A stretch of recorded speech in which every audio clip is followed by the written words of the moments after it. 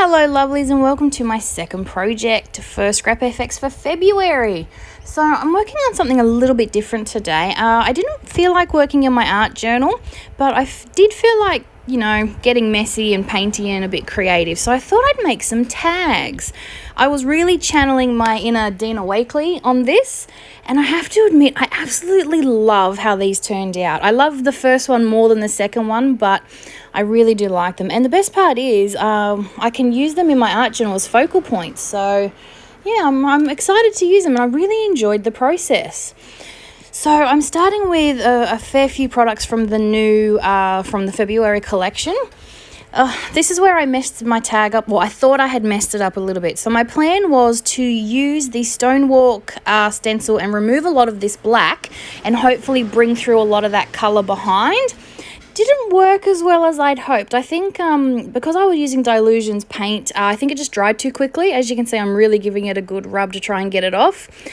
Didn't work as well as I'd hoped. So instead, I decided to go back in with my two colours. So I'm using Peacock and Lime from the Dina Wakley collection because I just love the bright pop these colours have. And when you mix them, you get a really nice colour as well. So I went back in and now I'm loving it again. I really love the contrast of my bright colours with the black. So that was what I was going for. My original plan didn't work, but when you keep working. You never really throw it in the bin or anything. You keep going. There's no wrong in art, as my high school art teacher used to say. So by bringing the colour back in, I was very happy with how that worked. So this is the new Fern leaf stamp. I don't have many leaf stamps or stencils, so I was excited to get this. And this was not my idea. I saw the lovely Jill. She actually posted a picture where she had used this stamp on some book paper, and I just loved it. So I decided to stamp my stamp on some book paper, and I used that black paint again because when I stamp solid images, I really, really like that bold, black, crisp colour. And a lot of the time I find I don't get that with ink. So I tend to use paint.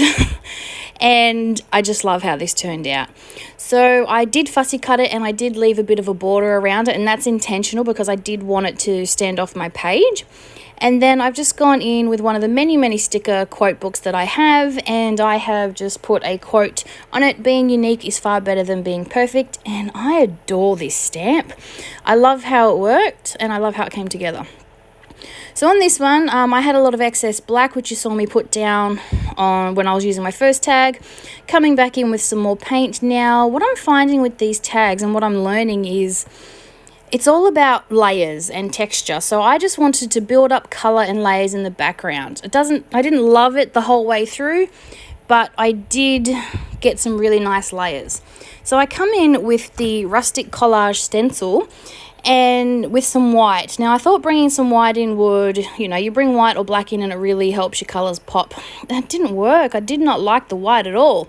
But again, it's another layer. And so in the end, I decided to come back in with the Stonewalk stencil with some black. And this really, really brings it all together. So even though I am using a lot of black on it, because of that pattern in the stencil, you can see my colours in the background. And because I'm not covering the entire tag. So you can see all my colours and that texture in the background. So even though I've covered it up a lot, it still gives you a lot of that texture. Same thing with the other tag. I used some of the collage paper. I used some different texture stamps, some book paper. And even though I put a lot of paint down on top, you can still see all of that texture and that work come through. So even though I've covered it, layering is very important, I'm finding, especially on mixed media tags or mixed media anything really. So I'm coming back in with another piece, some more of that rice collage paper, and I'm just putting, a bit here and there.